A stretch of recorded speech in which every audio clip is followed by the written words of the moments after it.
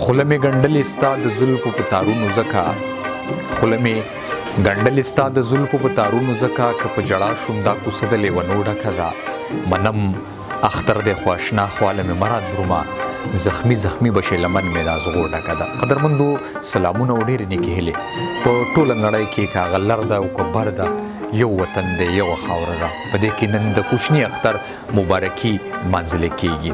خدای دې وکړي چې دغه اختر زموږ د ورورولۍ د سوکالۍ او د سیالۍ او پر امنه ژوند سبب وګرځي. ټولو ته دې اختر مبارک وي. یو خبره به کومه چې د ډزو هوایي فایرنګ نه لږ ځان وساتئ ولې چې هر سړي ته خپل ژوند خوږ دی نو ولې موږ د خلکو ژوند واخلو.